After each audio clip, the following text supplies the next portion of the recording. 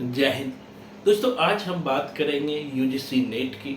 जैसा कि आप जानते हैं कि 17 जून को नेट का पेपर हो चुका है और पेपर के जो प्रश्न हैं, खास करके हिंदी साहित्य के, कुछ प्रश्नों को मुझे देखने का मौका मिला और क्वेश्चन की अब प्रकृति धीरे धीरे बदल रही है। मैं कहूँ तो एनटीए अपने आप को यूपीएससी के लेवल पर लेके जा रही है, खास करके यूजीसी नेट के एग्जाम को। जिस तरह के आईएएस में सवाल पूछे जाते हैं, अब उसी तरह के सवाल जो है एनटीए द्वारा आयोजित यूजीसी नेट जीआरएफ की परीक्षाओं में भी पूछे जा रहे हैं। खास करके मैं हिंदी की बात करूं तो जो पुरानी परंपराएं रही है उसको अब बदलना पड़ेगा।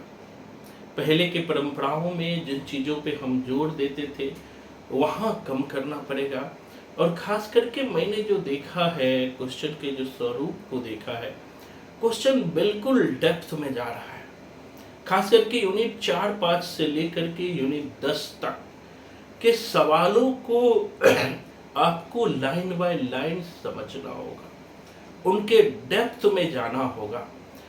अगर आप कहानी पढ़ रहे हैं तो कहानी के अब संक्षेप में काम नहीं चलेगा, या आप ये सोचेंगे कि कहानी का संक्षेपण पढ़ लें, कहानी की विषय वस्तु को कहीं से देख ले, काम बन जाएगा, तो बिल्कुल नहीं बनेगा। आपको लाइन बाय लाइन पढ़ना पड़ेगा, नाटक को आपको लाइन बाय लाइन पढ़ना पड़ेगा। उपन्यास को भी, अब उपन्यास के सिर्फ भूमिका या विषय वस्तु से काम नहीं चलने वाला है।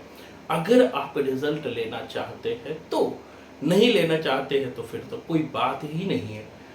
तो अब आपको उपन्यास हो, कहानी हो, निबंध हो या आलोचना हो, आलोचना में भी मैंने देखा है कि सवाल जो है अब डेप्थ में जाके पूछ रहा है, लाइन उठा के पूछ ले रहा है। लाइन में भी पहला दूसरा, नाटक के में भी कह रहा है कि पहला पात्र कब आया, दूसरा पात्र कब आया, तीसरा पात्र कब आया, उसका क्रम बनाए। निबंध की भी वही स्थिति है। इन सबको देखने पर एक चीज जो मुझे पता चला है, पहला तो ये कि अब आपको कमर कस लेनी चाहिए, कठिन मेहनत करने के लिए तैयार हो जाना है। दूसरा, खुद पे भरोसा रखना है। ऐसा नहीं करना है कि मार्केट में कहीं से वीडियो देख लिए और उसी को पढ़ के उस पे हम निर्भर हो गए। तीसरा, विषय वस्तु को लाइन बाय लाइन पढ़ना है। हमारा फिर से नया बैच भी शुरू हो चुका है। अगर आप 8 से 10 डेमो क्लास लेना चाहते हैं तो लेके देख सकते हैं। अभी हमने कहानी शुरू किया है, जैसे कि हमने कहानी में दुलाई वाली पहली कहानी को लिया है। इन कहानी को मैंने लाइन बाय लाइन समझाया है। आखिर इस कहानी के विषय वस्तु क्या है, वर्ड टू वर्ड, इनसे कितने प्रश्न बन सकते हैं। सिर्फ दुलाई वाली से हमने कम से कम 100 से ज्यादा प्रश्न तैयार करवाया है।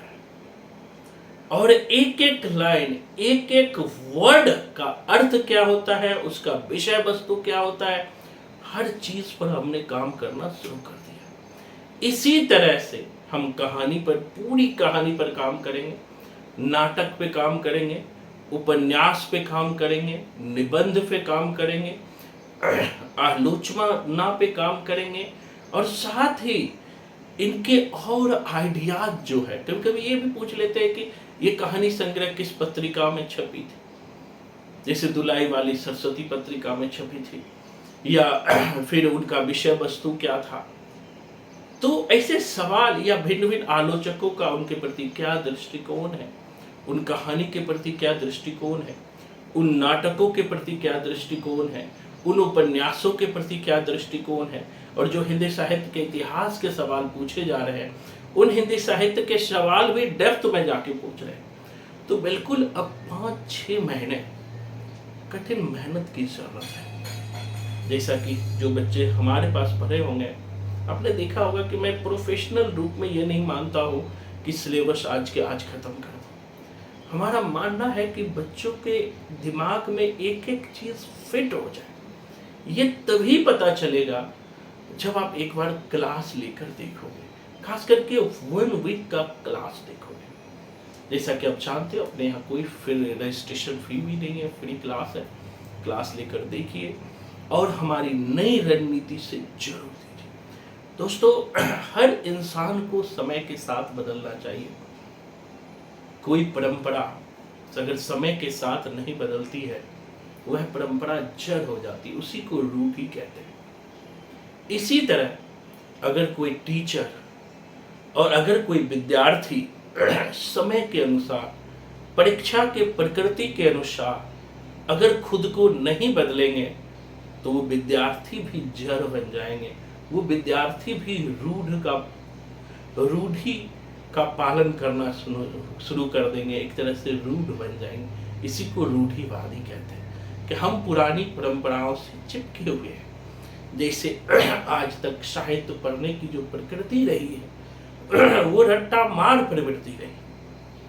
बहुत सारे लोग आज भी उन्हीं में चिपके रहते हैं और उन्हीं के इर्द गिर्द घूमते रहते हैं। तो हम सबको उनसे निकलना होगा, तभी हम सफलता पा सकते हैं। तो जरूर हमारे नए बैच में क्लास लेकर देखिए। धन्यवाद। जय हिंद।